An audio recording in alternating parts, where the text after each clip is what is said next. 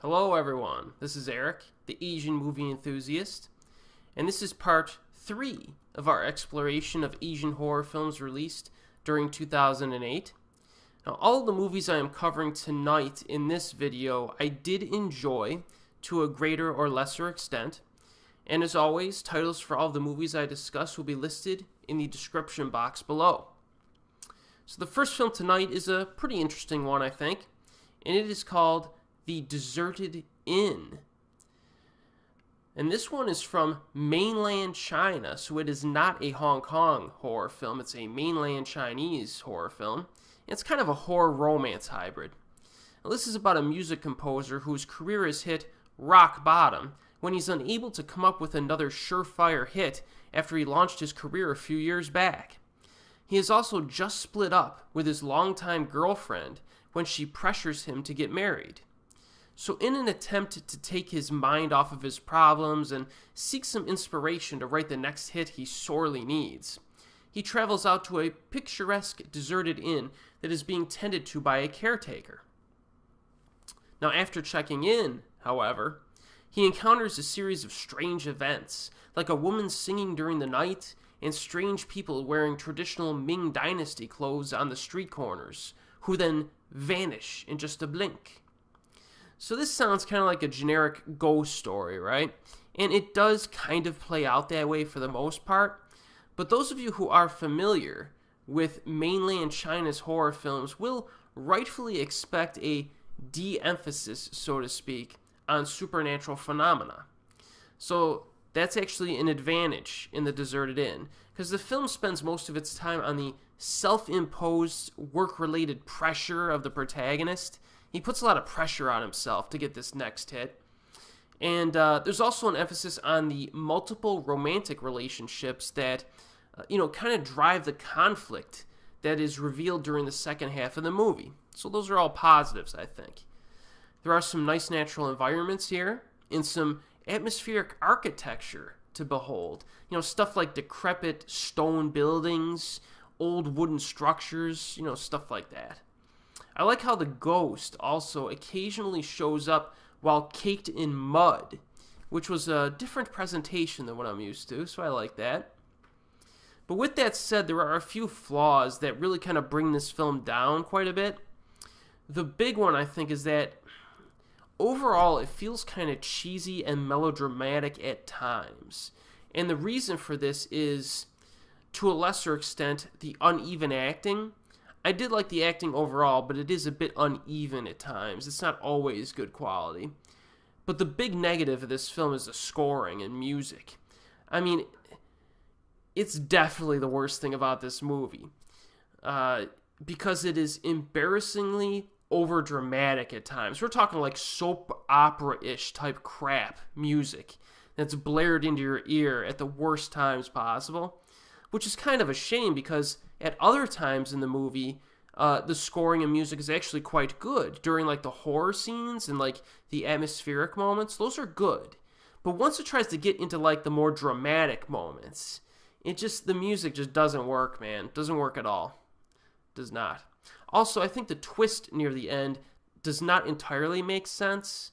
And I don't always need everything to entirely make sense, but this one just seems like it has more plot holes than I would typically like.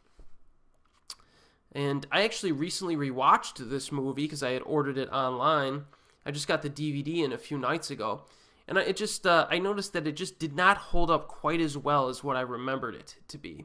I was expecting to put this maybe a little bit higher on this video, later in this video, or maybe even it would reach part 4 in this video playlist. But yeah, it just did not hold up quite as well. But I still think it's a pretty good movie.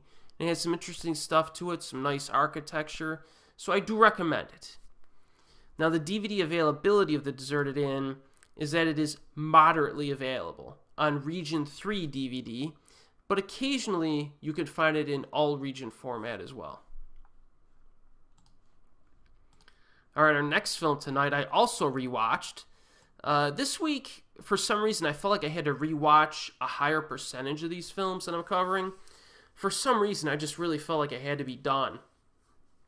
And I'm glad I watched The Deserted Inn because I put it, on the lower end tonight. And I'm also glad I rewatched our next one because it definitely held up. It's a good one. And that is High School Girl Rika, or Rika, Zombie Hunter, also known as Rika the Zombie Killer, a Japanese horror comedy film. Now, when Rika and her friend decide to ditch school in order to visit her grandfather outside of the city, they learn that the town has been plagued by some sort of zombie outbreak. But with help, they get to her grandfather's house. However, he's suffering from many illnesses, and a case of Alzheimer's has made him forget about his granddaughter. So he's not doing too well, unfortunately. But when the house is later invaded by zombies, they begin their plan to escape and fight back. So unlike some of the other Asian zombie movies we've been covering recently in this playlist, this one is actually entertaining. It's definitely better than stuff like Ghost Zombie, Girls Rebel Force of Competitive Swimmers, which was just really bad, Zombie Dead, and Yoroi Samurai Zombie. So Rika Zombie Killer is definitely better than all of those. One reason for this is that this movie is actually ridiculous enough to earn its title. I mean, when you have a title like Girls Rebel Force of Competitive Swimmers, that's a zombie film about a group of swimmers that fight zombies, you better throw in some crazy stuff. That movie didn't. And, you know, when you come up with a crazy title, you gotta deliver. And this movie, I think, does deliver. It's gleefully cheesy and stupid, and it's all the better for it, I think. There's a scene early on where a dude fights off a group of zombies using, like, it's like he's trying to use martial arts, but he's not very good at it. So he creates, like, this bizarre, stupefying form of martial arts where he's, like, rolling around on the ground real clumsily, like jumping in the air and landing on the cars in the nearby area. It had me laughing quite a bit. That was a fun moment.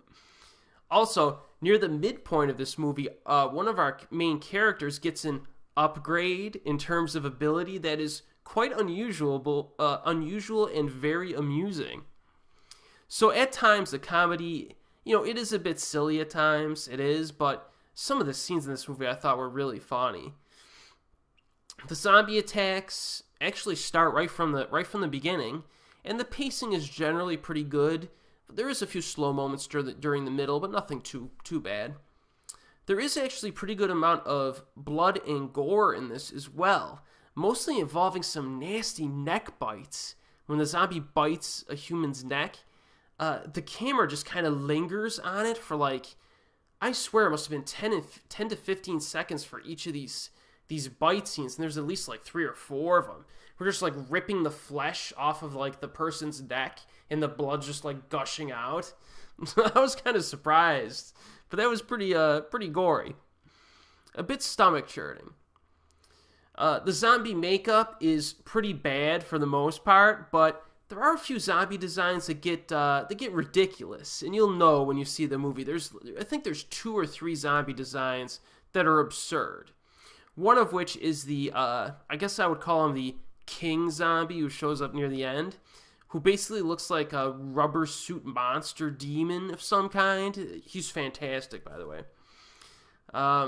One other thing I noticed is that most of the film is shot during the day with bright sunny lighting. I was surprised about that. There's also a lot of like green plants and trees too, which is interesting, an interesting visual strategy for a zombie movie. So I like this one. It's real low budget, but I think it works. Now, I did view it without subtitles, because I don't think I've ever seen it with subtitles anywhere. I blind bought the Japanese Region 2 DVD, which of course doesn't have subtitles, but I still found it enjoyable. And that's really the only way I think you could watch it is... oh, wait a second. My notes say that it's widely available on DVD. Is that true? I must have been drinking too much soju when I looked at this stuff. Well, maybe it is. So just take a look, Google it, and you'll find out. Alright, so our next film is another title that incorporates the slit-mouthed woman legends. We've already covered a few movies regarding this legend. I I went into some detail regarding the legend when I covered Carved from 2007. Well, this is Carved Zero, The Beginning, also known as Kuchisake-Onna Beginning, a Japanese horror drama film from, of course, 2008. So two close sisters are torn apart when one of them exhibits disturbing behavior after encountering a spirit in the woods. So when they were younger, their parents died, unfortunately, in an auto accident.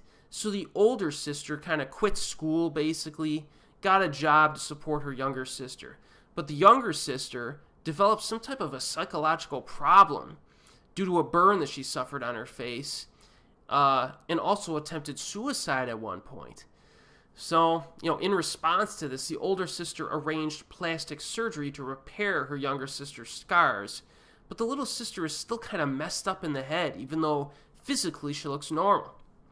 So subsequently, they travel through a forest one day and encounter an evil spirit near the skeletons of two dead people, then subsequently get roped into an investigation. So this is kind of a complicated plot, and you're probably wondering what on earth this has to do with the slit-mouthed woman legend. But it does quickly begin drawing parallels, okay, that are quite interesting between, the storylines that I just referenced and the slit-mouthed woman legend.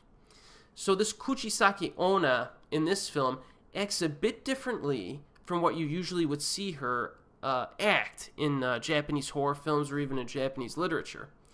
She occasionally exhibits ghostly behavior that, we see in other J-horror films that have onryo ghosts.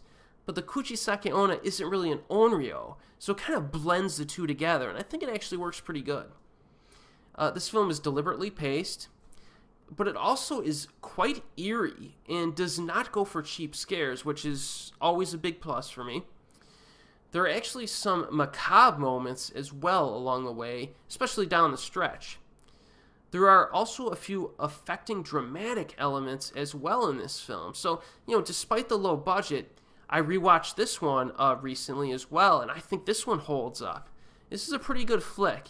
Maybe not as good as one of the subsequent Kuchisake-Onna films that we're going to cover in later videos, but this is good.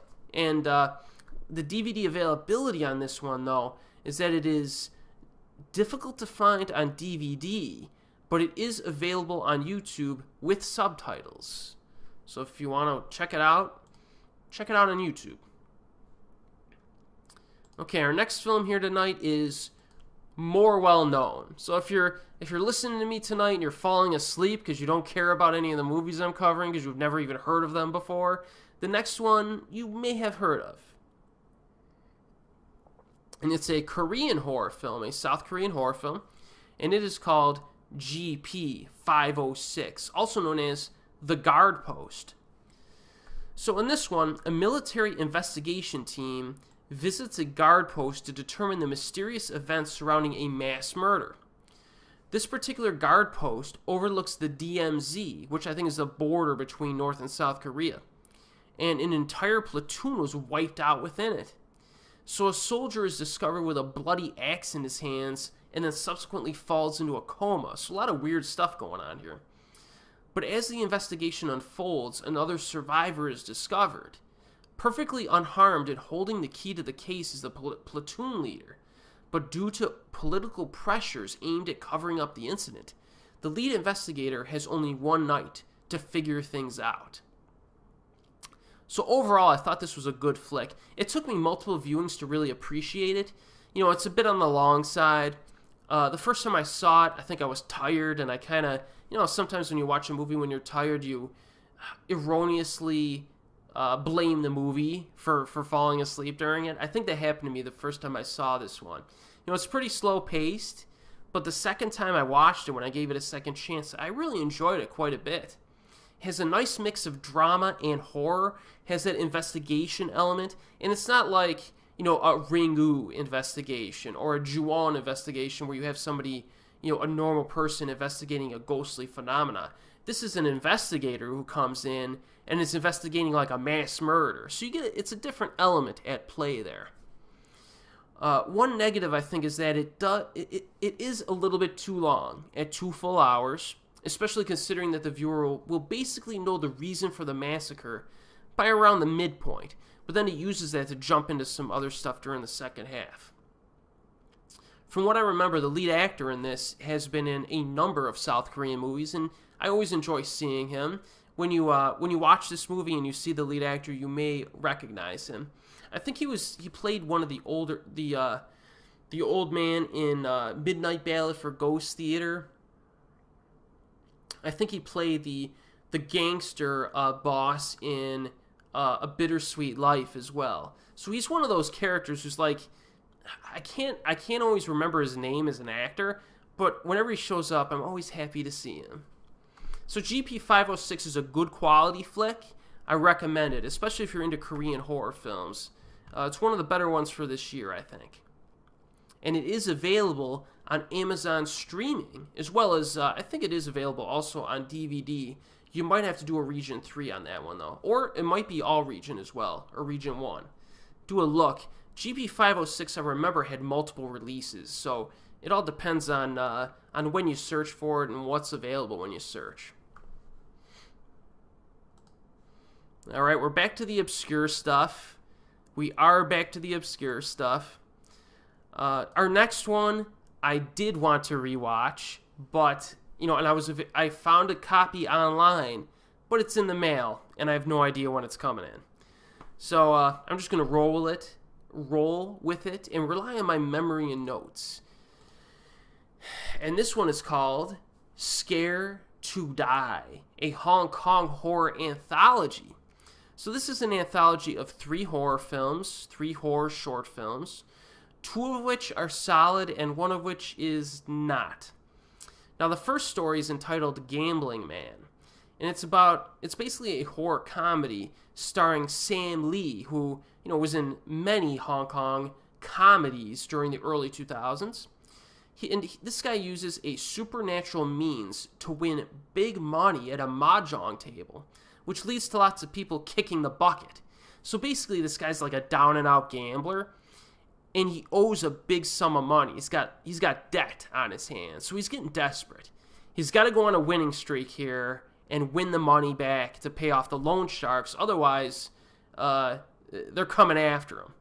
So luckily, he finds a blessed coin that allows him to draw the unbeatable 13 unique wonders, Hand of Mahjong, on 13 consecutive nights, which should be more than enough to pay back his debts.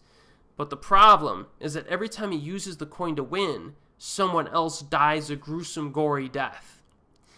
So the funny thing about this one is that our boy Sam Lee, his character, apparently doesn't care enough about the lives of other people to where he just keeps gambling and people keep dying by his hand, basically indirectly. And that makes this entry quite fun to watch, I thought. I really like this one. It's a good horror comedy that's got a different premise.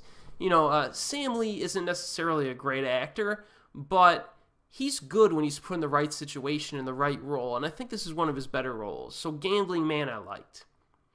Now the second story, Running Girl, involves a very attractive girl who is forced to fend off her psychotic neighbors, who have developed an inexplicable hunger for heart tissue. So she wakes up one morning and discovers that her family is being eaten by these rabid humans. I don't think they're zombies per se. They're like rabid humans.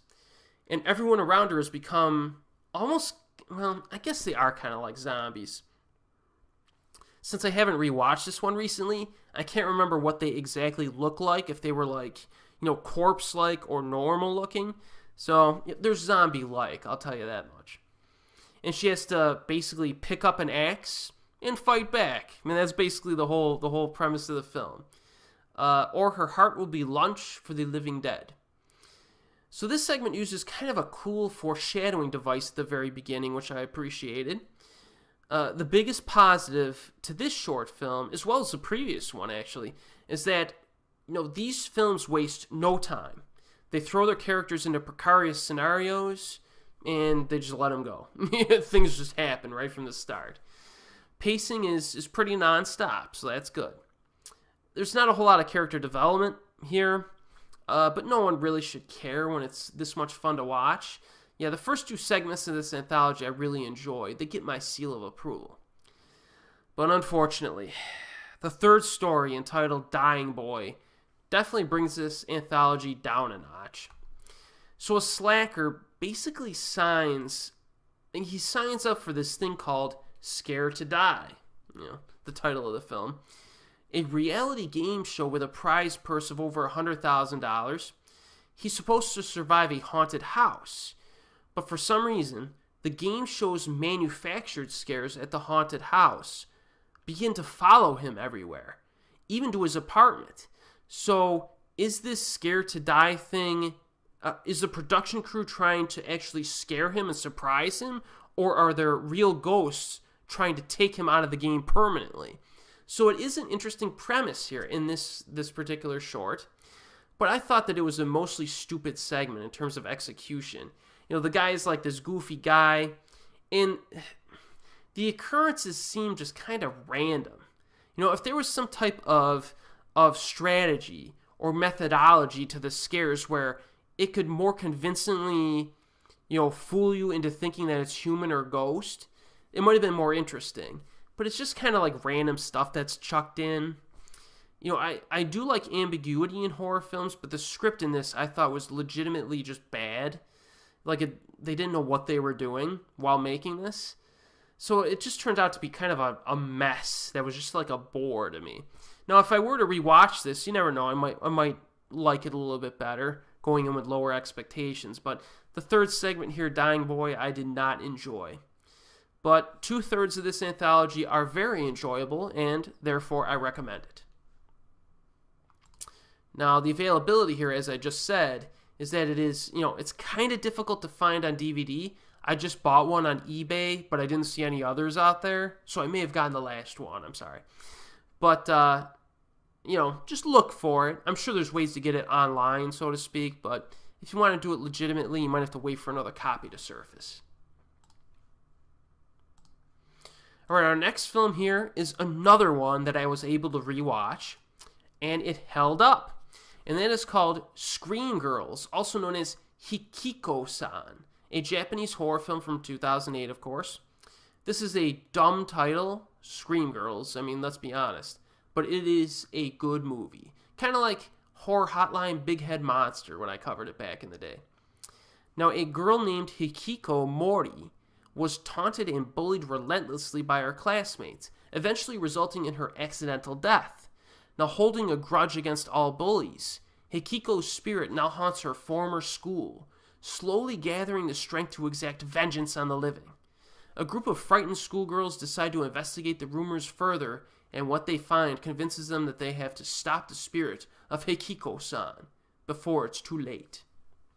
So, I'm just going to tell you right from the start, don't confuse this, the Legend of Hikiko Son, with the Legend of Hinako Son, which, Hinako Son, we've covered multiple movies about that already, and that involves the girl in the haunted toilets. Hikiko Son is different.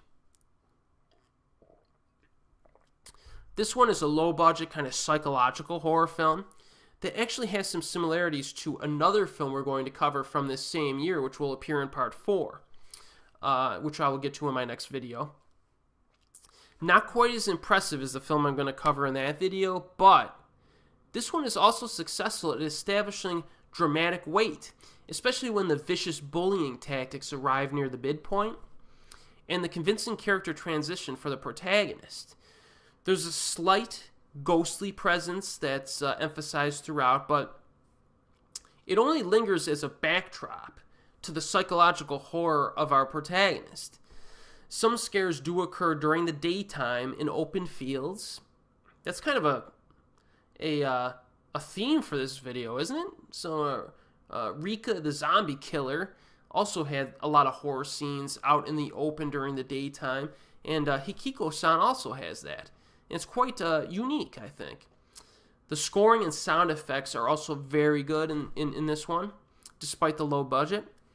Runtime of 63 minutes goes by pretty fast. I think the opening maybe 15 minutes are a little bit slow and maybe a bit, I don't know if I would say clumsy, but maybe around like the 20-minute mark is when you really start getting invested. Once the bullying starts to happen, it grabs you. So I like Scream Girls. Kind of an unfortunate title, I think, but it's a good flick.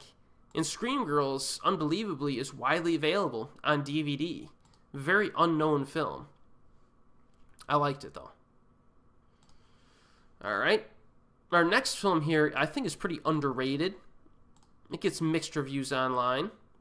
It's based on the Legend of Hitori Kakurembo, which is a well-known ghost game that is actually played in Japan.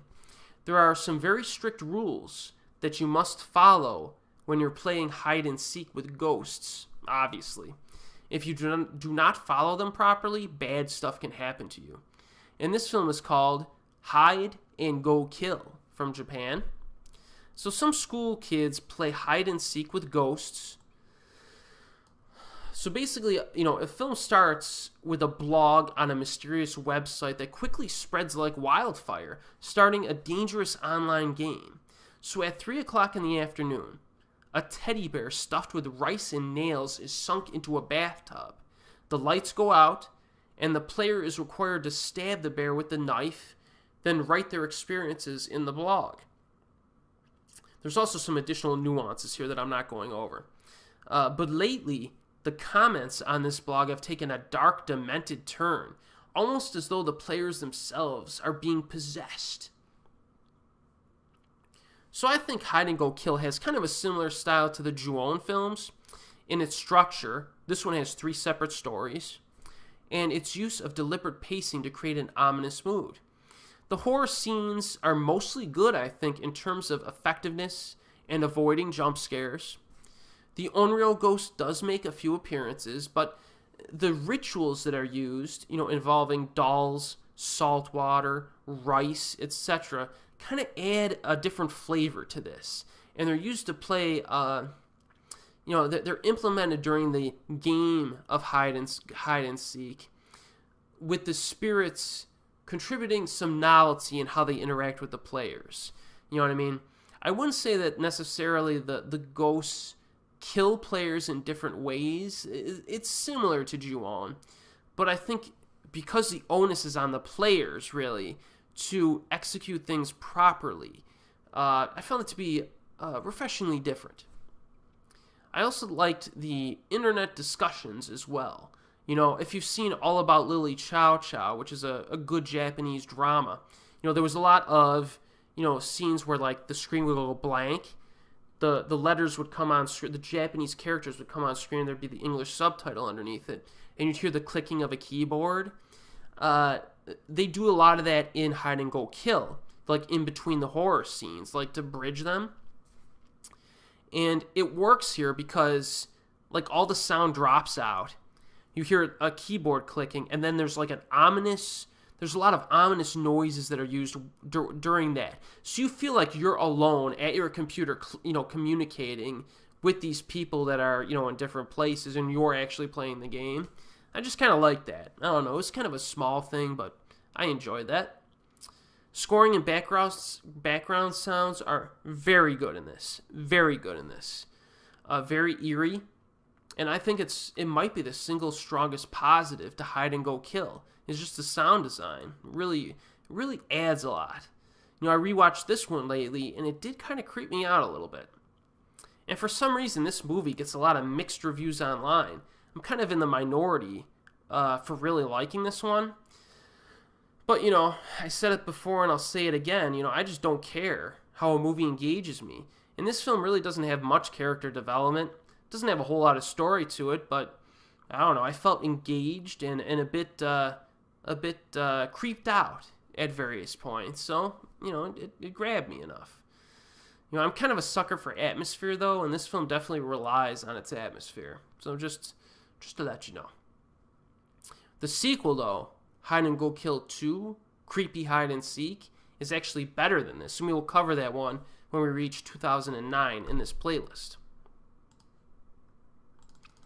Alright, we're shifting back to South Korea. This one, again, a bit more well-known. Looks like the movies we're covering in this video, the Japanese movies are lesser known. The South Korean ones are more well known.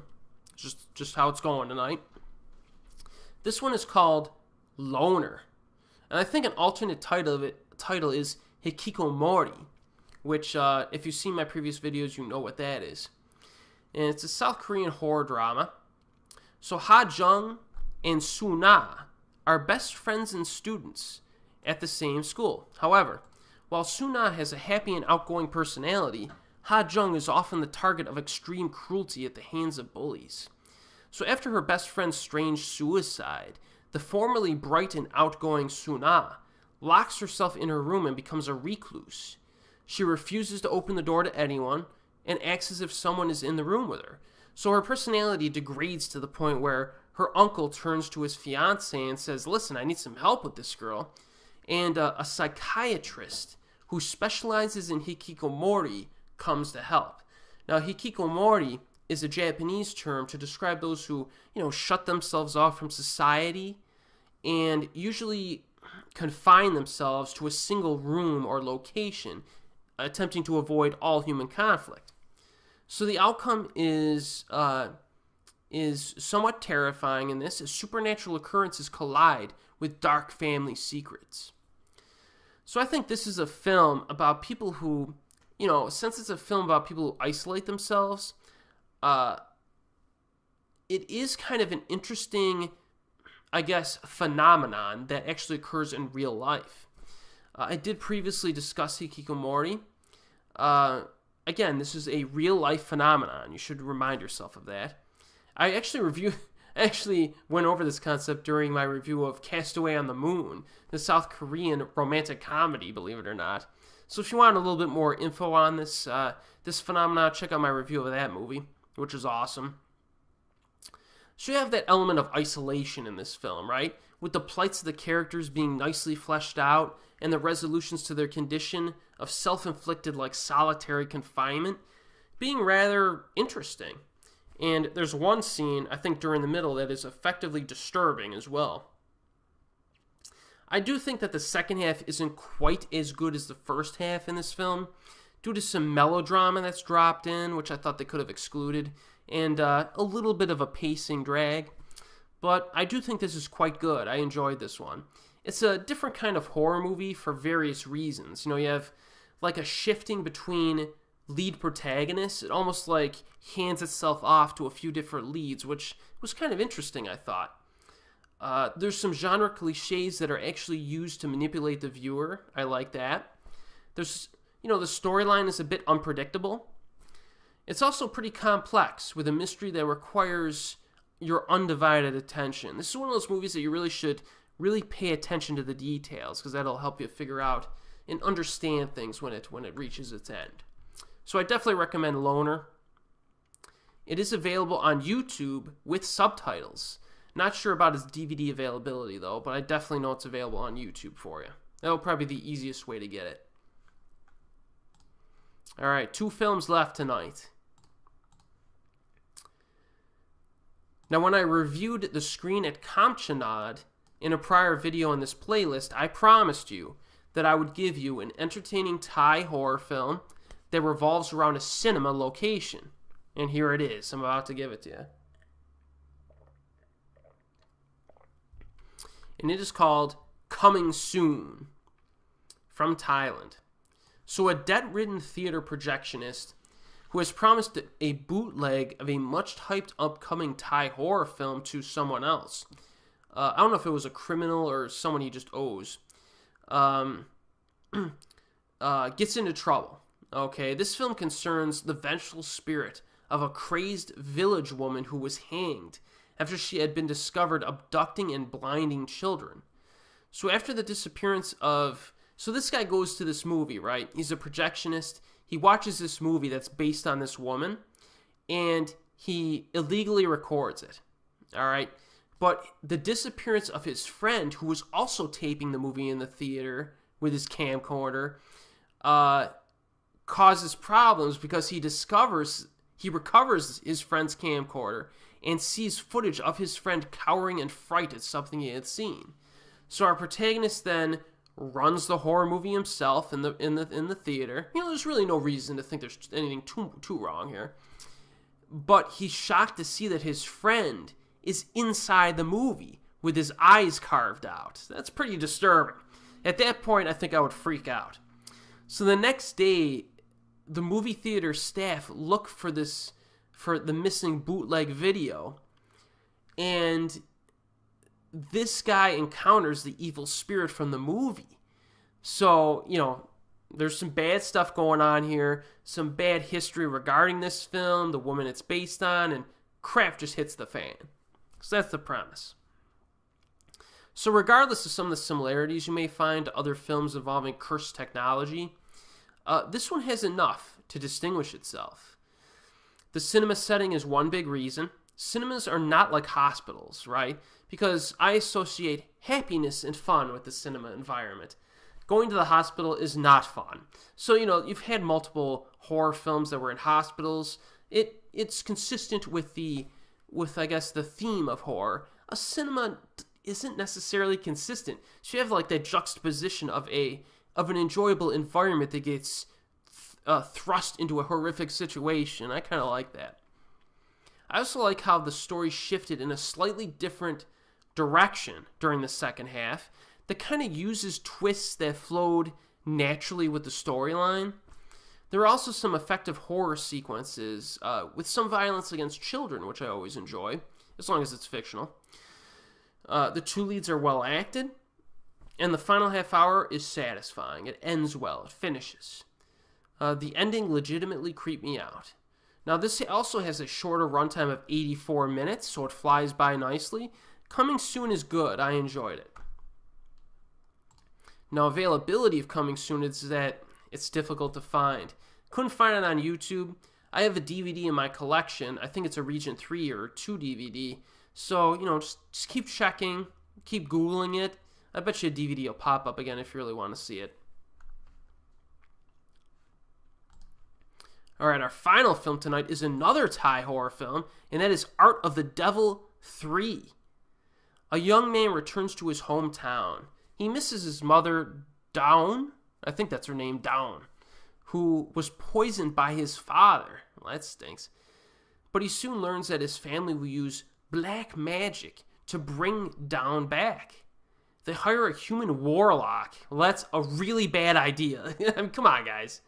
To bring Dawn back from the afterlife. But to accomplish this task, they steal the soul of a teacher, Panor, and use her body to receive Dawn's soul through black magic. The family is given two important instructions: bury Panor's fetus and the mirror and the related mirror that they use with her soul in the cemetery, and burn Dawn's body so lost souls cannot use it. But unfortunately and expectedly, the family screws up at some point along the way and soon discovers the price of using black magic.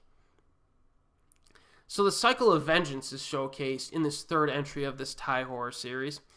Remember, the first Art of the Devil I didn't really like. The second one I did, and it's pretty nasty.